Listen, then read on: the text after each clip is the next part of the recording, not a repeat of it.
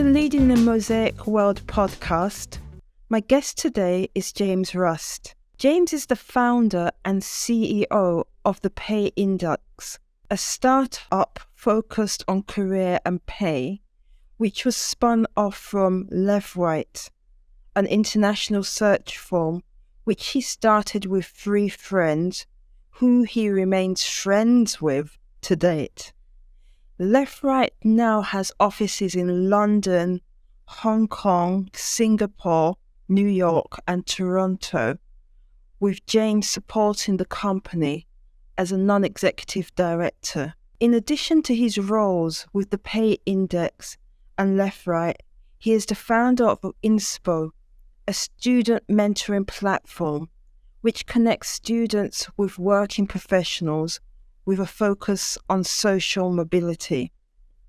Prior to Leathwaite, James worked for Armstrong International, building a search business with a focus on finance and operations within investment banking and asset management, having previously worked for Robert Walters.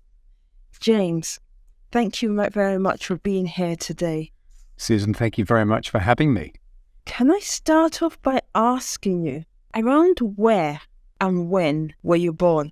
I was born when, oh crikey, okay, so full disclosure, 1968, so a while ago now, and I was born in Red Hill in Surrey. I must say, I wouldn't know that you were born in 1968 to look at you, so...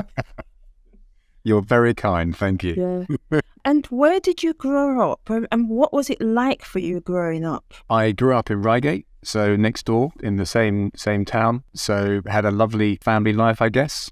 Mum and Dad are still alive today, and I've got 2 siblings. I've got my brother who is 4 years younger than me, who's also had a career in recruitment, and my sister who is a nurse, and she's been nursing now for 20 years as well. I mean, that's a true family of professionals. But I'm curious about your career, and to some extent, I could say yours and your brother's. How did you both get into recruitment? Really interesting, actually. So if you go back even further, so the job that you didn't mention beforehand was that when I left school, I went to work for my father. And it was great because, it was fun. I didn't want to go to university. I had a place to study at Loughborough, but decided not to take it. Worked for my dad for 5 years. And then one of my really close friends accused me of nepotism, bless him. And that was his way of basically saying, you've just got a job, you're lucky because your dad gave it to you, whatever. So, okay, I thought, how can I prove this guy wrong that I'm capable of standing on my own 2 feet? And so I thought, well, what about a job in sales? So I had to resign to Dad, which was quite scary. I thought he wasn't going to invite me back for Christmas. But I resigned from Dad's company and ended up working for a firm called Robert Walters, which obviously is recruitment, very sales orientated. So it's quite an intense sales process, as you can appreciate. And that was how I fell into it. So, but I didn't want any help from anyone. So I had to find the job on my own and wanted a job where it's going to be basically me versus everybody else, hence sales. And then off the back of that, I moved from Robert Walters after 5 or 6 years and then joined Armstrong, which was an amazing search firm, and learnt a hell of a lot about how to do the actual senior hiring, if you like. And then 3 of us, or 3 others, so 4 of us ganged together and thought, well, why don't we start our own business? And so we started that in 1999.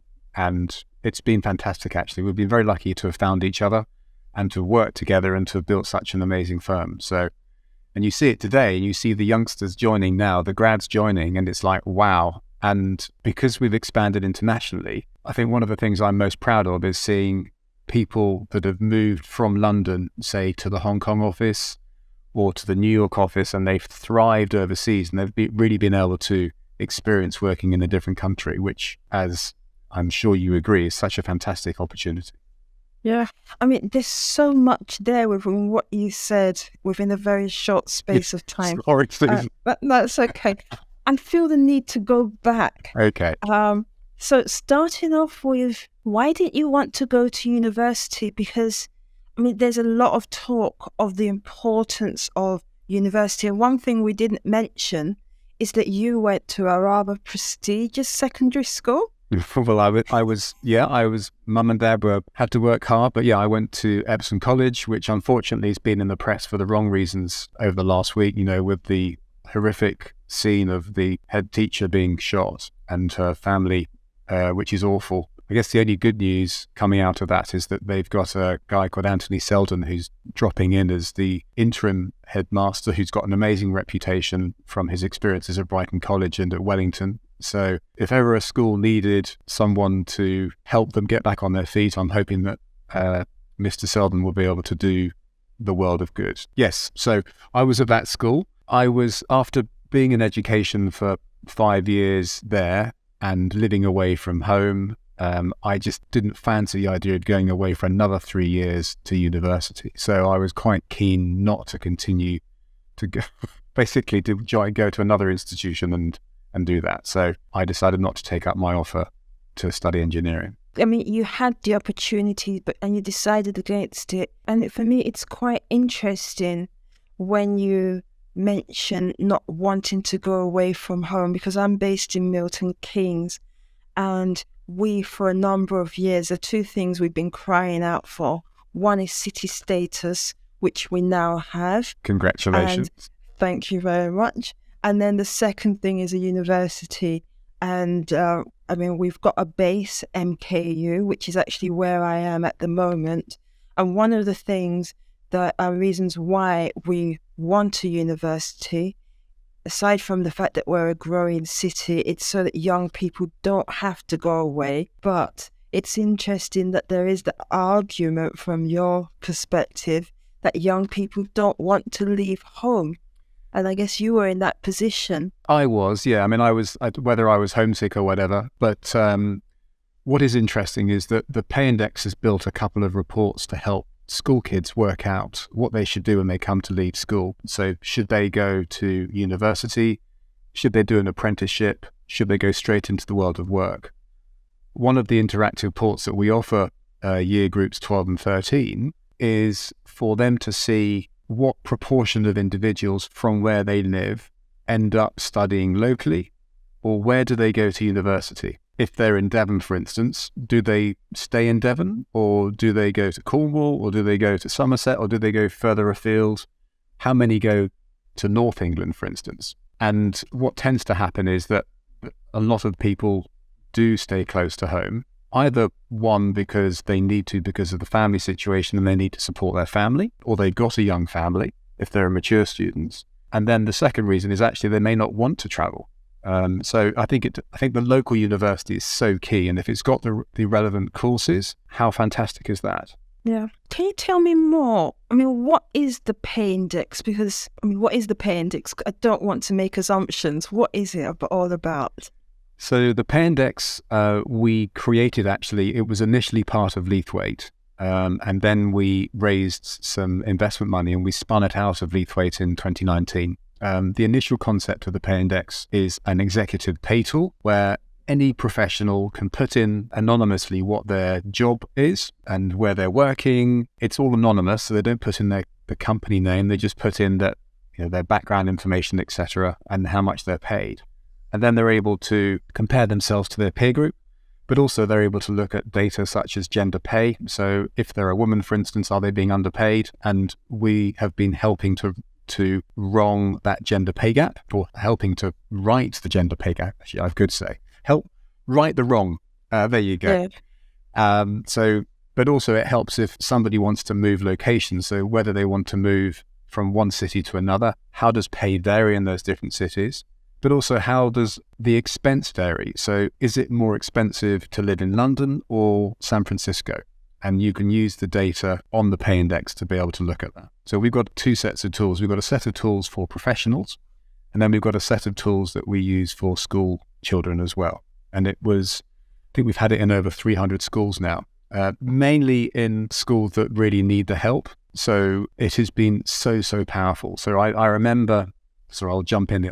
you tell me to stop if I Yeah, barge. Because... I will pause you for a minute because I'd love to explore a bit more around the importance and impact of the tool for professionals before we then talk more about how it's of value to education. So the reason it was created, which I think may answer your question, is that if you are an executive or a professional and you're working away, there are very few places that you can get accurate data on as to whether you're being paid fairly. If you're a banker, if you're an accountant, if you're, doesn't matter what career you're doing, if you're working in public sector and you want to know are you being paid fairly, you can sign up and then you can see how much you're paid to your peer group. And for you to then be able to use that data to be able to go to your manager and make sure that if you can't get a fair pay rise, and you know how high inflation rates are at the moment, if it's 10% and people are losing out if they're not getting the appropriate pay rises. But again, can they afford to get the pay rises? Does the government have enough money? Well, that's a whole political argument. We'll probably steer clear of that. But if, for instance, you're looking to move jobs, this was why we created at Leathwaite. So we would headhunt somebody from one organisation and we'd be saying to them, right, we've got this great job in South Africa, for instance. We want you to move to Johannesburg. And they're going, well, how much should I be paid? I don't know what the pay data is there. So the whole idea of the pay index is that they can sign up with the pay index and then do some research off their own bat. Yeah, I mean, I could argue, just because I like to ask these questions, why can't they just trust their employers that their employers will offer them a fair salary?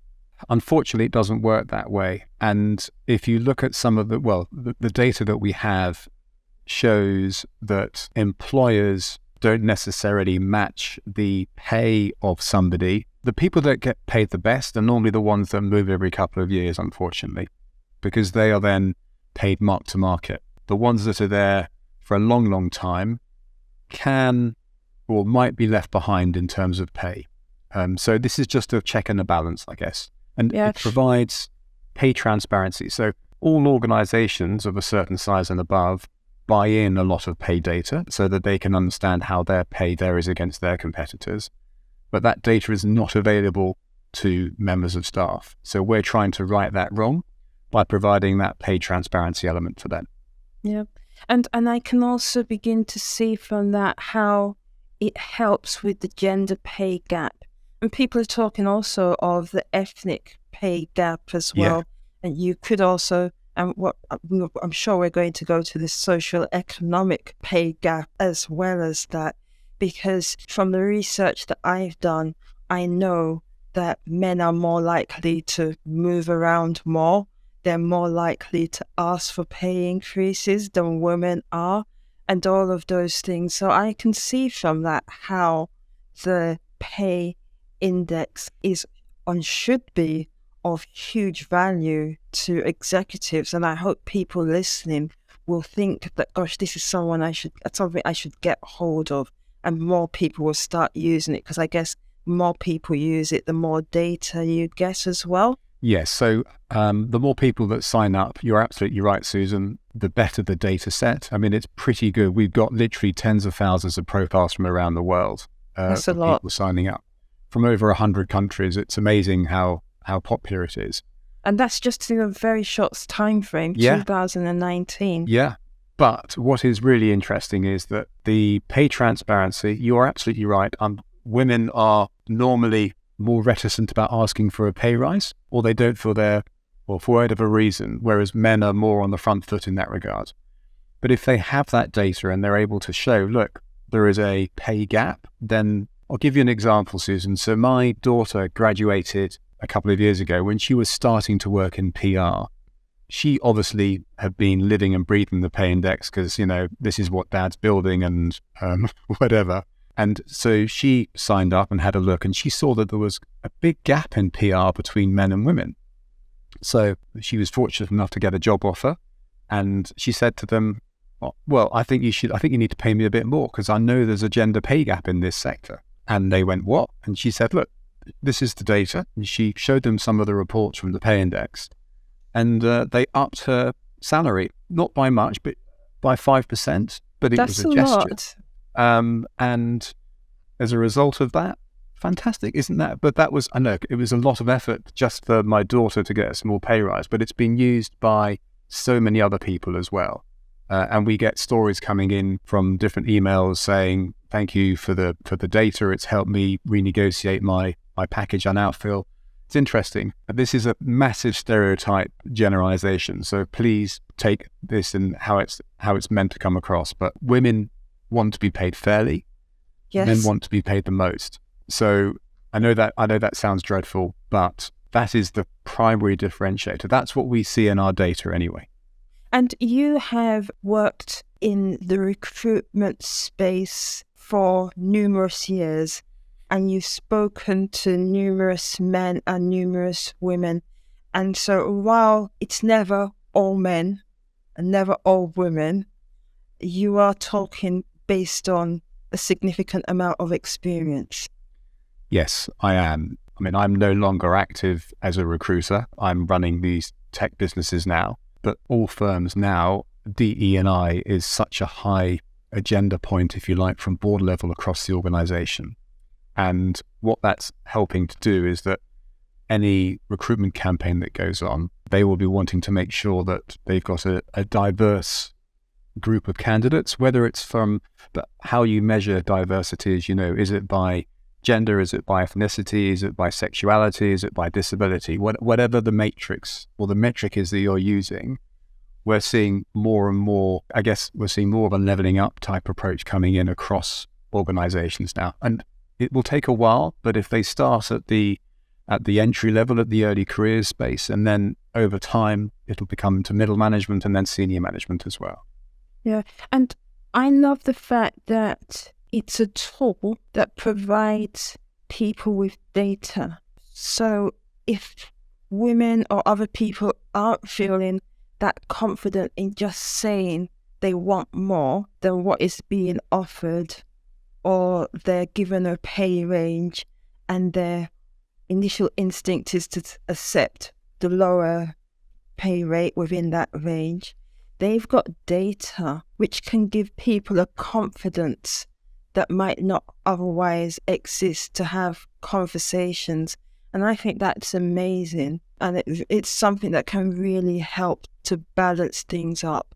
And for me, it's not about disadvantaging men or anyone. It's about making sure everyone has an opportunity. And so I've got to commend you for doing that work. Thank you for that. It's an amazing experience, actually, because you are genuinely helping people. If you give them the data, then they can make the decision. They may decide, do you know what, I'm only slightly underpaid, I'll leave it. But they might just say at the next pay review, do you know what, I think I'm slightly underpaid.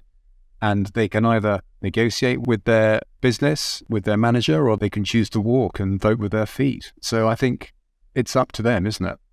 Yeah. And hopefully if they do decide that when it comes to review period, that they want to ask for an increase, that they do it at the earliest stage of the process rather than wait until an offer is made and then they say they want more and budget money has already been allocated, which is a problem that exists sometimes. But I'm then interested in education because you mentioned that this is in, I can't quite remember, but quite a number of schools. Yeah, 300 we got it into. 300.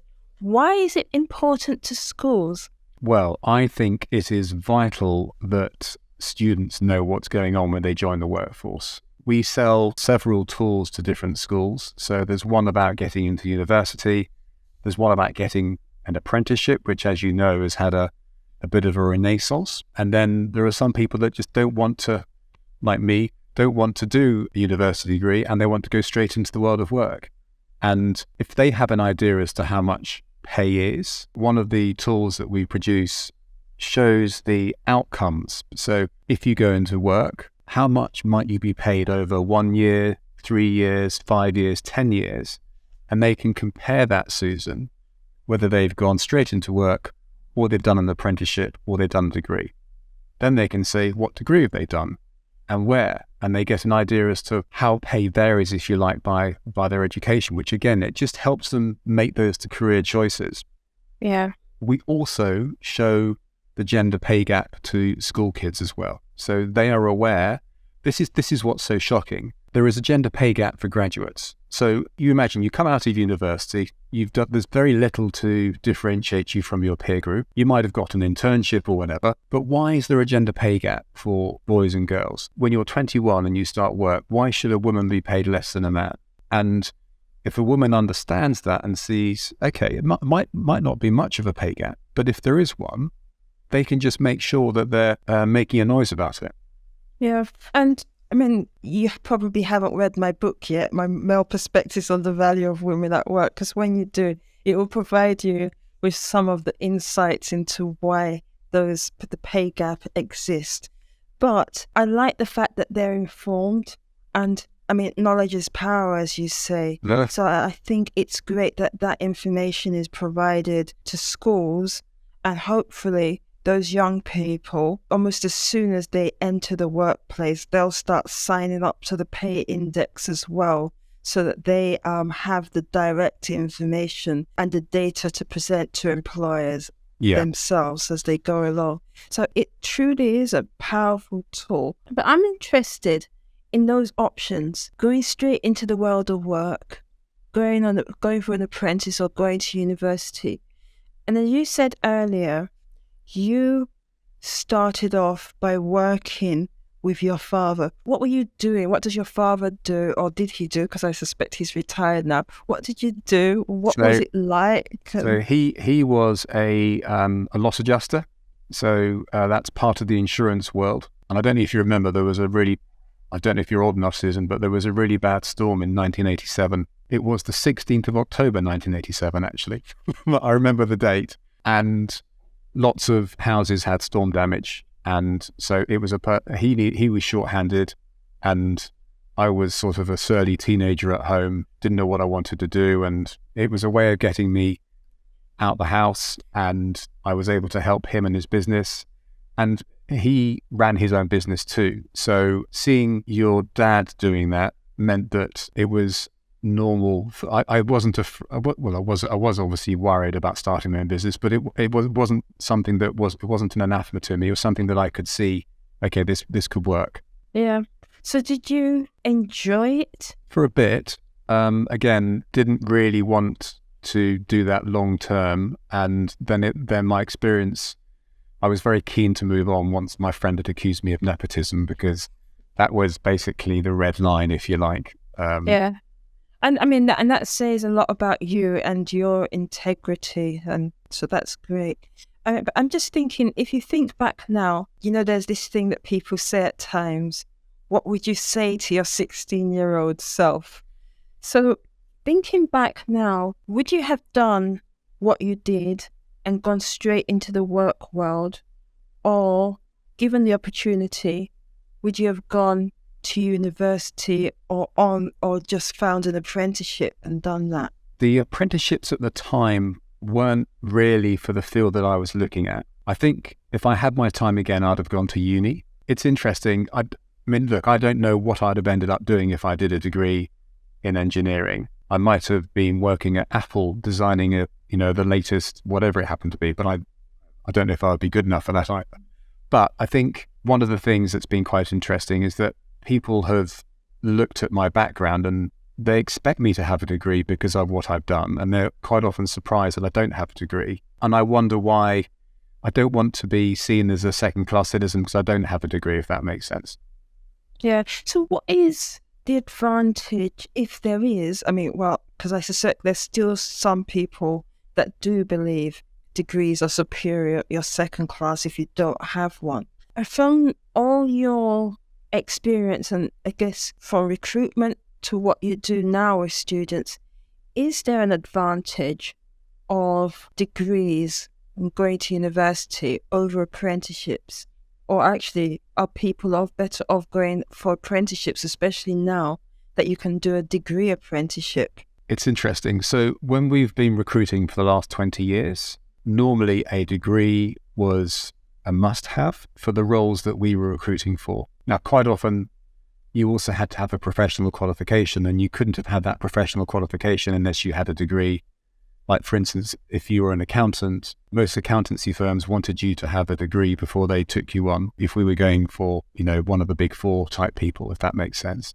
Yeah. I would say, I think it's a shame. I think people miss out on a whole range of talent. I'm not just saying this because I don't have a degree, but there are a load of very bright bunnies out there and motivated people that don't have a degree, and they are often overlooked, which is not right. And there's a whole load of reasons why people might not want to go to university. But in asking your question about the apprenticeship, I think that's a fantastic way ahead. The idea of getting some work experience and being trained on the job, and you're being paid, and you're not then going to be encumbered with these huge student loans, the student loan tax effectively, which is and they're changing the rules again in September, Susan, as well, so they become more onerous. I think that's a definite way to consider. And it means that the apprenticeships, I hope they become more and more common. There is an apprenticeship levy, as you know, which is applied to businesses over a certain size, but so many of those levies are not being taken up. So it's a wasted opportunity by many organizations. Yeah. I also believe that students should do some work experience as part of their degree. So going back to the old sandwich degree courses, where you come out of university with your degree and you've already got some experience, you're far more employable than if you just spent 3 years in a classroom. And that was exacerbated during the COVID years, obviously, when students weren't even able to go to the classroom, or the lecture hall, let alone get some work experience. Yeah, and I know that because like I mentioned Cranfield, they're not paying me, but I will say that with MKU, there is a big focus on degree apprenticeships. So it is gaining traction. But I'm just wondering, what would you actually say to that employer that still says to work with me, whether it's the large big four corporate consultancy, a corporate organization or a small organization, that organization that says, you need to have a degree in order to be able to work with us as an organization. What would you say to them to broaden their perspective, to enable them to better understand why there are other routes that are, dare I say, just as relevant? Well, I think that brings me on to Inspo, actually, our mentoring tool, which is fundamentally there to help students that don't have a friends and family network. The classic example of going to a Russell Group university and having a nice degree so you get into a nice company. They're missing out on a whole range of talent. And I would say that the most forward-thinking organizations out there do have a degree apprenticeships. Like if you look at PwC, what Kevin Ellis is doing as their chairman, and also they're a massive hire of graduates. If you think about how an accountancy firm works, most of their hires are early careers compared to experienced hires, if that makes sense. So if they can get people from diverse backgrounds, whether that's, and again, we talk about diversity, whichever element we're talking about, that firm will be able to establish better relationships with the wider world. Not everybody goes to Russell Group unis and their clients won't, they're going to have a whole mixture of clients and clients' backgrounds. So if they've got a whole mixture of accountants with different backgrounds, doesn't that make them better suited? Yeah. I guess when we talk about diversity, it's very easy to say gender, sexual orientation, ethnicity, but it goes much deeper than that. There is people's experiences of life and what they bring, the way they think, the way they navigate the world, that complexity. So if you just have people with degrees, especially degrees from a certain type of university, then you're still limited, even if there's a gender diversity in terms of ethnicity. So it's being able to bring together that broad experience and knowledge and, dare I say, capability.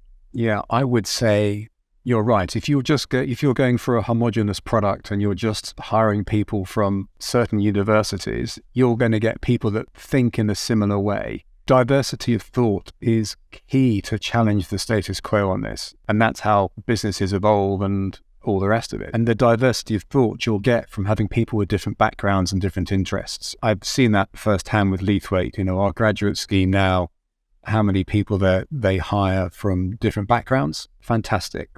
And how that's evolved over the last 10 years is awesome. The fact that 10 years ago, we didn't used to hire grads, so we didn't have a scheme, but now we do. And it's brilliant. The quality of people that we get from different backgrounds, that's key. And Leathwaite is now an international organisation with people across the world, as I mentioned, Hong Kong, Russia, Togo, different parts of the world. And I'm just wondering, it's grown in terms of where you operate, but it's also grown in terms of the diversity within. Yes. And what you do as well, like having that graduate program in of itself. I know that you're no longer working within, but you're still a non-executive director.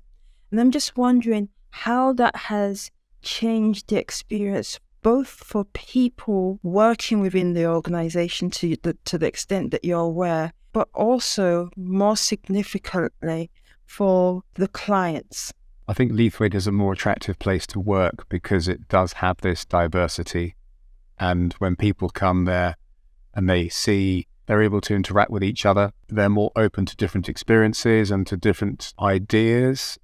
And that also means that when we're meeting clients as well, we're able to represent them more effectively. So as you say, we've grown internationally in terms of our offices, but also in terms of where we do our searches as well. Around the world. And if you can put together a team that more accurately represents the business that you're hiring on behalf of, then you're going to have more success and you'll build a better rapport with them as well. And I guess that also benefits the candidates as well. Yeah, because they're going to be headhunted effectively. They've got like 30 seconds to get somebody on the phone and build a rapport with them.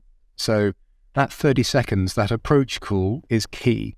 And if there's more commonality there's more chance of gaining trust and that 30-second call becoming a half an hour meeting. It's how you get more effective at it. And I'm thinking, as you said, that even if you don't have the commonality with the candidate, the fact that you are interacting in the office and by everything you do with people from, should I say, a diversity of backgrounds, you are probably going to be better able to connect with any candidate that you're talking to. Yes, I would agree with that. And I think that is exacerbated as well when you're talking about Gen Z. I mean, they're far more open and they have a different perspective to millennials or, whatever particular cross or segment of population you're talking about. But they want, they're far more open and they've been brought up in that environment. So if they're the latest and the newest cohort coming into the marketplace and you want to attract them into a business, it's vital that you've set up the business to be as attractive as possible to them. Yeah. So I'm curious, just say a little bit more about Gen Z, because in some ways that links into inspo, that whole younger generation. So with Gen Z, so you said they're more open, they've grown up with technology and they're more open. What else do we within the work environment, business leaders, C-suite leaders, what do we need fundamentally? What do we need to know about them to enable us to more effectively engage with them and get the best outcomes both for them and for ourselves? Okay, that's a big question to ask. I'm sorry. So I understanding Gen Z is really important. As I say, they're the newest cohort coming into the workplace. They do think differently. I mean, I've got two Gen Z in my household, a 24-year-old and a 21-year-old, and how they think about the environment, how they think about social activism, what do they think about specific things relating to a workplace, like what do they think about hybrid working, for instance? What do they think about training? What's important to them? So do they really want to go out and get drunk every Thursday and Friday because that used to be the office culture of 10 years ago? No, they don't. And things have moved on. And it's really important that C-suite, if they want to be attractive to this cohort, they've really got to understand how Gen Z think and feel. In fact, one of the things that we do, we talked a little bit about Inspo. So as you know, it's a mentoring tool connecting students with working professionals. We've built a mentoring program or an engagement. So once a working professional connects with a student and they start the mentoring, we've built effectively lesson plans. so that they are able to help the students as, tell them about their company, about their sector, help them with their CVs, help them with interviews and all the rest of it. But the last session, Susan, is a reverse mentoring session. And this is gold. And our clients love this because we've also provided our mentors with, we call them safe questions. So these are questions that have been written by Gen Z. Okay. And so you're not going to cause offense by asking somebody, what do they think about these particular elements? Give me an example. Oh, so if you can remember off the top of your head. Well, it might be, what do you think about Greta and climate change, for instance? So, and what this will do is it'll then spark a conversation, and Gen Z will then say, well, actually, because normally Gen Z are very passionate about the environment because they've inherited an environment that is in a much worse state than it was when I was growing up 20, 30 years ago. So we've left them with a climate problem. If businesses don't understand that and they keep on flying clients all over the world on jets, and they're not thinking, oh, hang on, can we not do this by, there's little things like doing meetings by VC. Do we always have to travel by plane to go and meet a client? Is there another way of doing things? It's that sort of situation that a business needs to understand. That's a really rambly example, but hopefully the point gets across. No, there's a lot there. And for me, I'm thinking, how come why haven't you asked me? And how come I haven't signed up to be a mentor myself? And hopefully people will listen to this and think, gosh, this is a lovely idea, because I think it's great to support a young person who doesn't have that network to be able to effectively navigate by themselves. But just as important, if not more so, is the knowledge and the understanding that you get from engaging with that young person. And so you might not have said every single thing you could have possibly said, but I think you've said enough that hopefully gets people curious enough for them to want to sign up to Inspo and mentor people themselves. I was pitching to a client yesterday, Susan, and the great thing about mentoring is that you can be on the board at the top level of an organization and be a mentor, and you have all of that wealth of experience to share.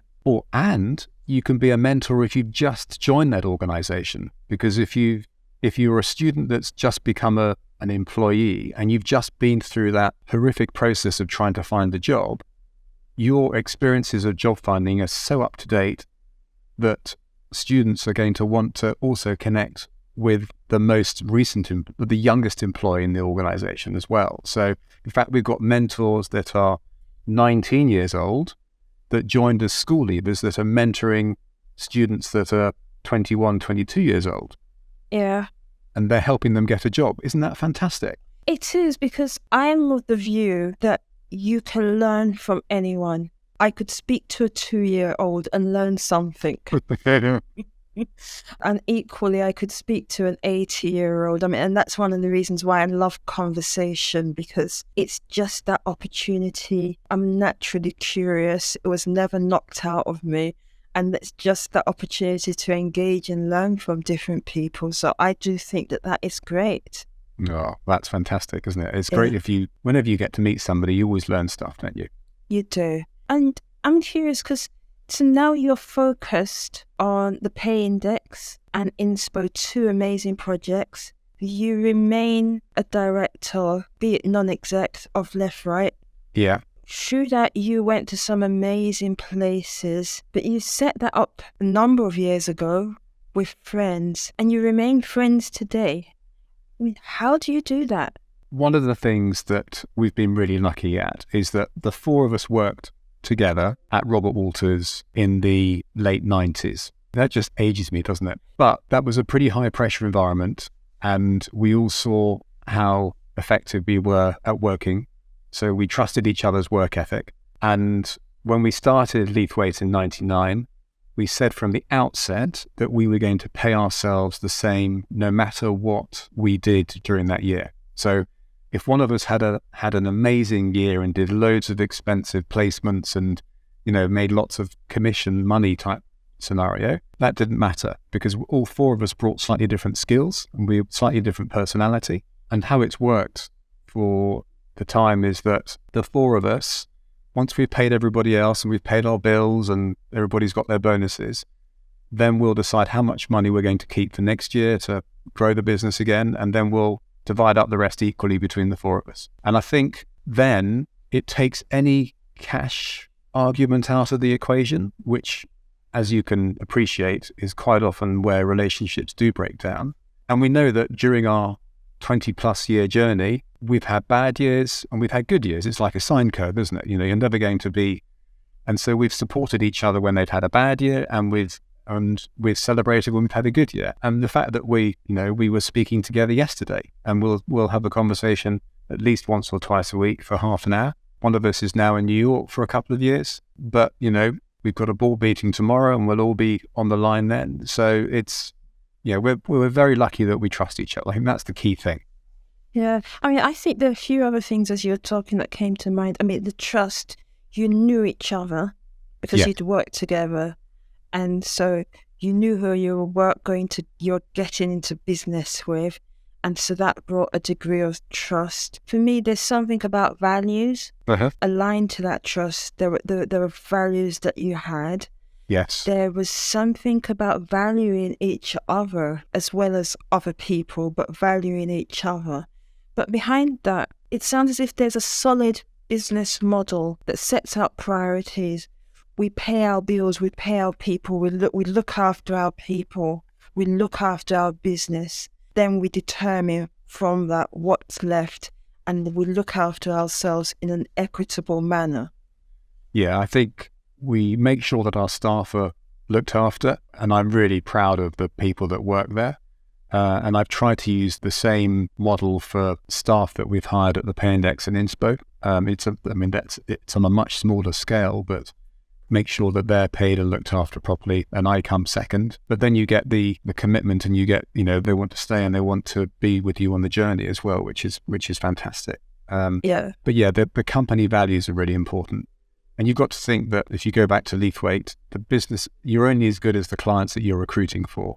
And if the clients that you're recruiting for don't buy your values or it's very easy for them to pick another firm out there. It's the entry to market is so low. The bar to starting a search firm is so low, and you're only as good as your last deal. So you've got to consistently keep your standards so high. There's always ways that you could earn more money, but arguably we've been very conservative. We've never grown too quickly.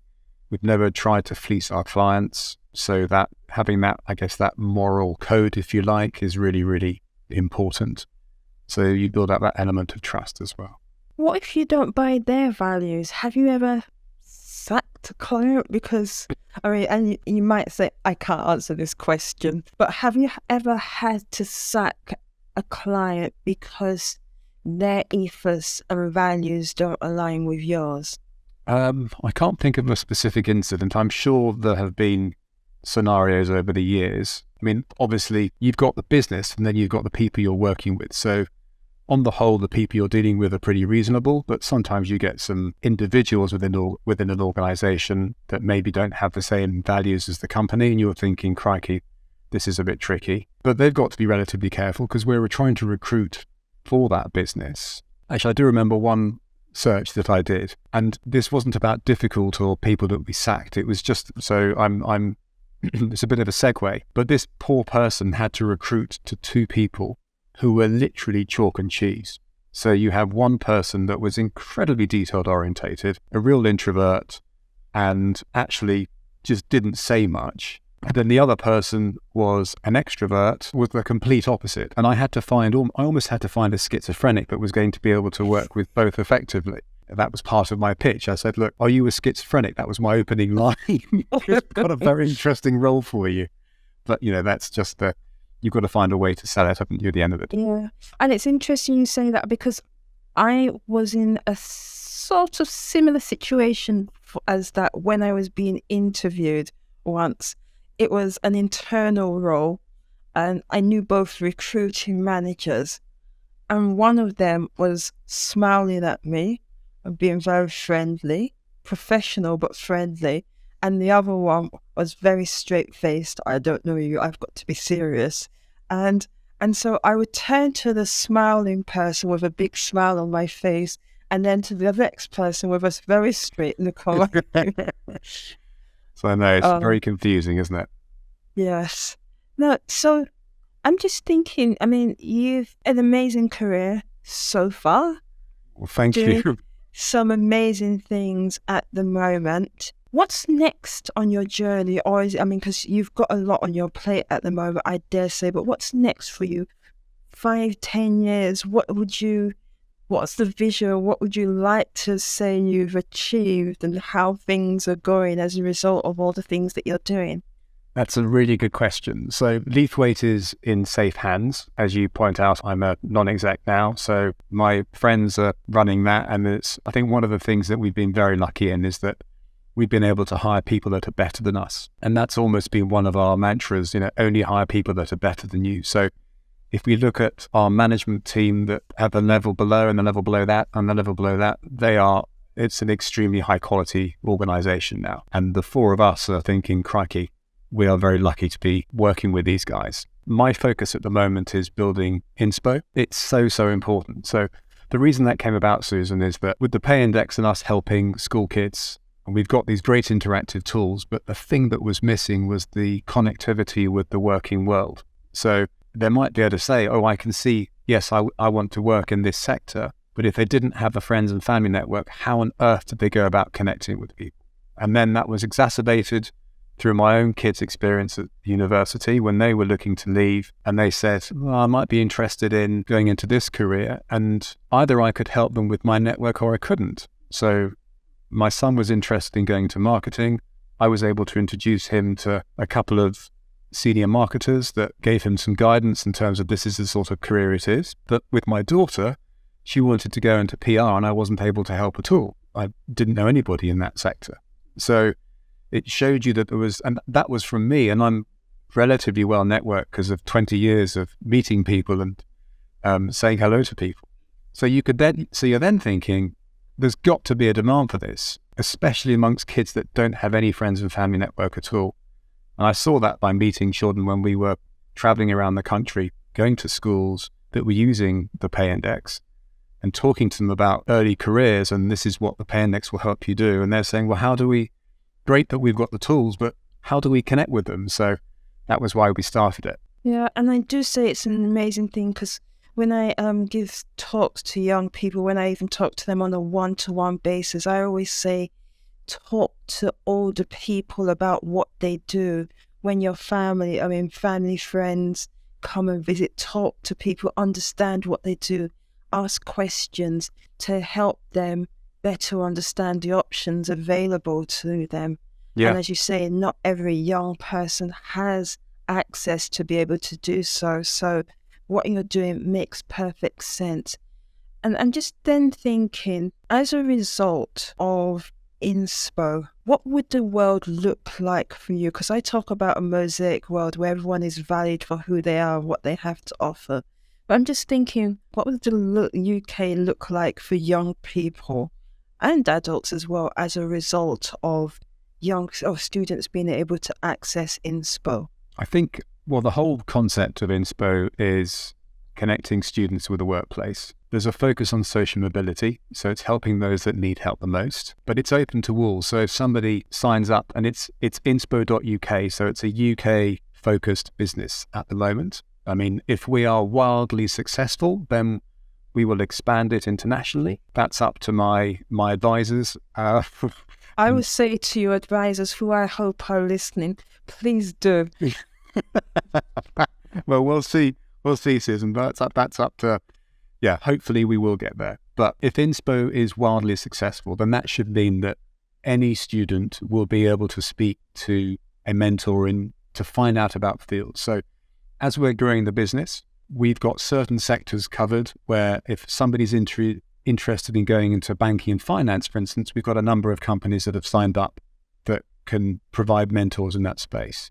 My aim is to have mentors from every sector and every industry in the UK. So if you are studying art and film, wouldn't it be brilliant if we had Amazon Studios signed up as a as a firm as well. And then we had mentors that were working with those guys, or Netflix, or whoever it happens to be, or MGM or Universal. I'm just making names up now, as you know. But then I want to expand it so that we are helping and we're getting students straight from school. So we're focusing initially at the undergraduate market because we know they're over 18, so we don't have to do DBS checks on the mentors.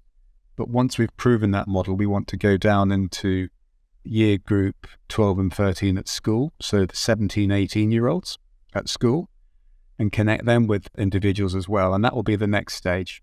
But that'll all depend upon the success that we have in the next year. Yeah.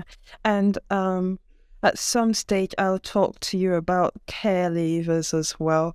But for now, the key is to help you to make it a success. Well, thank you. Finally, if people want to connect with you, how do they go about doing so? Oh, that's a very good question. The easiest way is to connect with me on LinkedIn, or if they're interested in Inspo or the Pay Index, well, they'll get a bit of background on me there, but go to the website, go to inspo.uk or thepayindex.com. Those are the two websites. And then they'll be able to send me a message from there as well. Thank you very much. Thank you, James. It's been amazing talking to you today. Thank you, Susan. And is there anything that I can ask you? How can I help you? I will come back to you on that. Thank you very much for asking. Thank you. It's lovely to see you again. Likewise. Thank you for listening to this episode of the Leading in the Mosaic World podcast.